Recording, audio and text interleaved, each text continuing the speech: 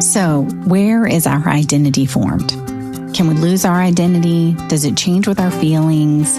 These are just a few of the things that we are going to be discussing in our first episode of Season 3 of Sifted Wheat. Welcome to the Sifted Wheat Podcast with Leslie Lamb, a counselor by profession, a minister of truth, and a lover of people. This is a safe place where she sets a path for others to learn how to move through hard seasons with confidence and grace, encouraging your faith, empowering your choices, and challenging your perceptions through the Word, the wisdom from years of counseling others, and her own experience of being sifted. Here's Leslie.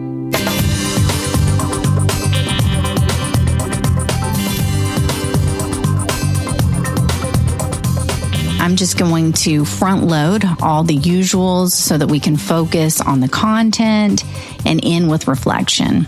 Call it the counselor in me, whatever. But that being said, with a new season, we're hoping to connect with more listeners. So if you like what you hear, are interested in learning more, or just think someone you know might like what we're talking about, then please do me a favor and subscribe. Send them an invitation to subscribe to Sifted Wheat.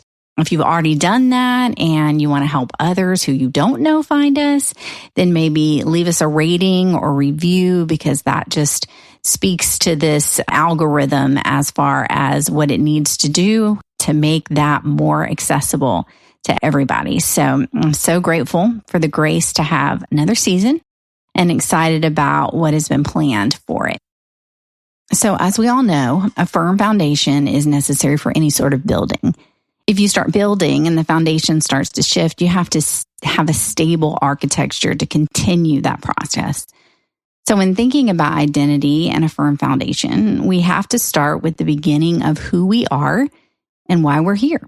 We have to start with understanding that it's not our purpose or our preference that defines us, but rather it's deeper than that. It's foundational that we are created beings, and as such, we have a creator. I'm a small c creator, and as such, and in this space, I get to write and dream and envision worlds and people, and as such, I get to decide what they'll be, and I give them meaning.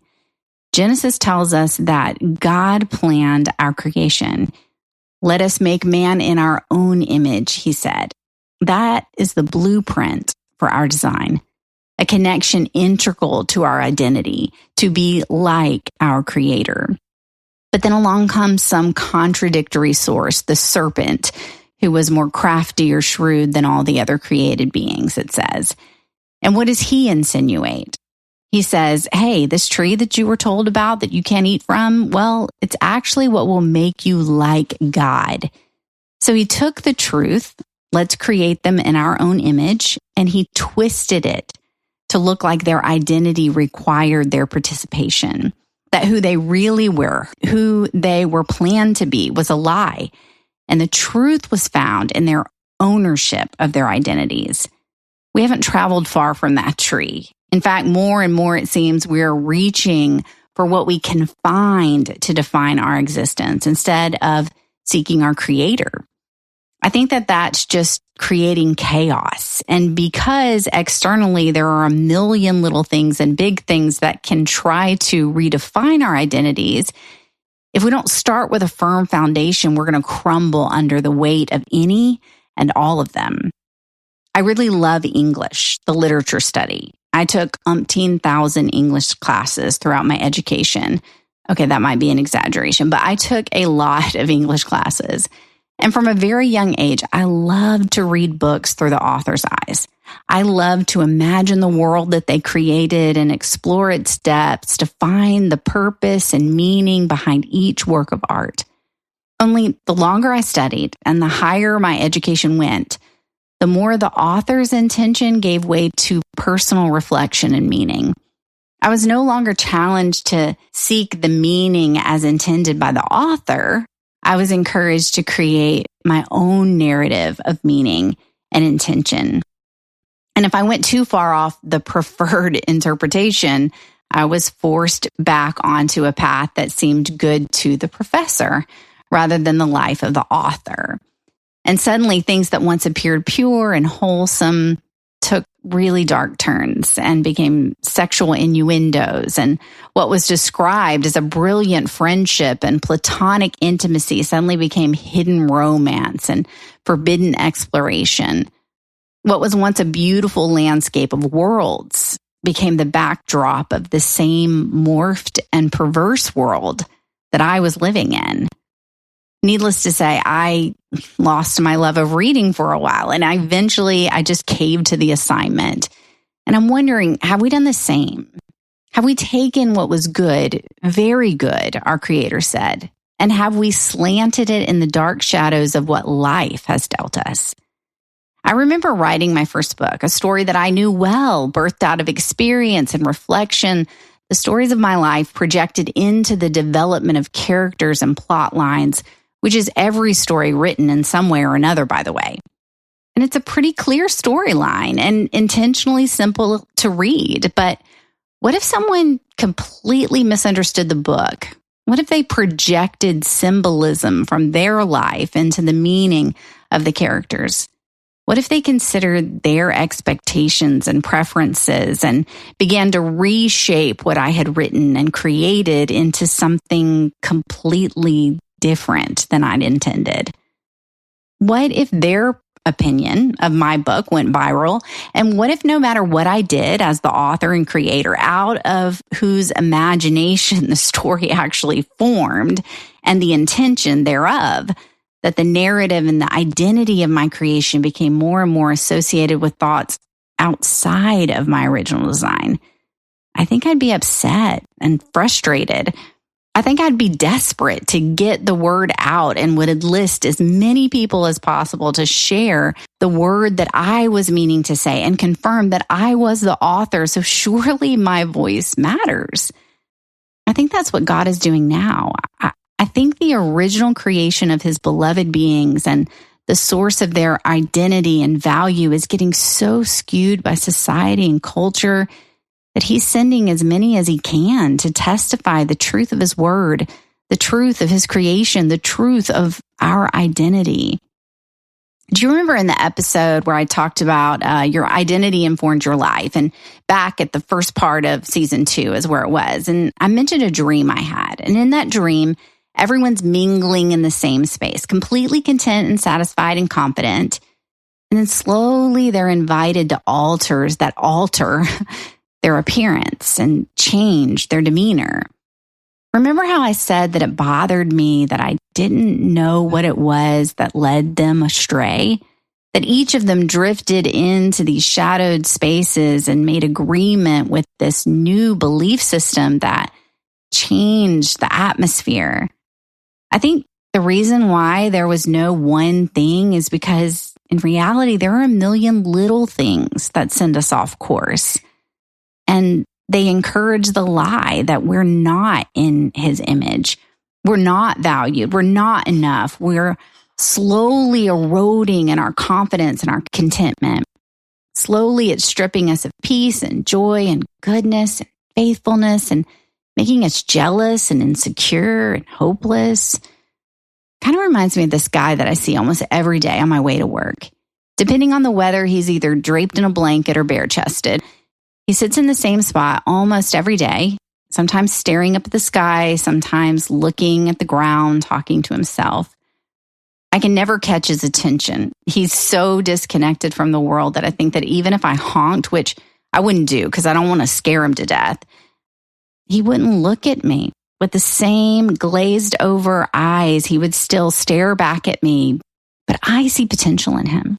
I see that he could have a life and a purpose, and I sometimes even envision him getting up from that place and walking into town and having a completely changed expression in life.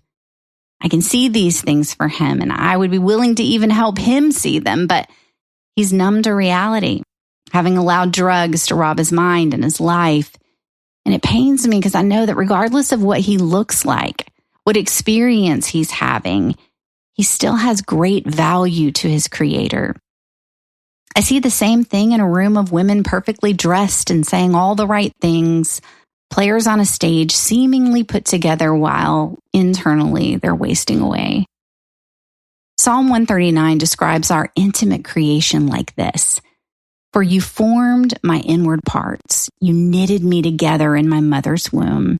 I praise you, for I am fearfully and wonderfully made. Wonderful are your works. My soul knows it very well. My frame was not hidden from you.